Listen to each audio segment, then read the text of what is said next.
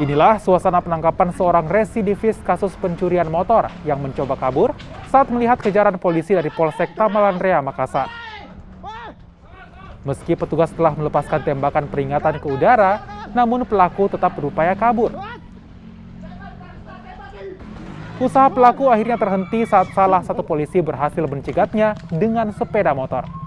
Aksi penangkapan pelaku yang merupakan residivis kasus pencurian bermotor sempat menjadi tontonan warga. Selain pelaku, petugas juga mengamankan barang bukti motor curian ke Mapolsek Tamalan Rea, Makassar. Di hadapan petugas, pelaku mengaku mencuri motor pada Desember 2021 lalu dan hendak dijual dengan harga Rp2 juta.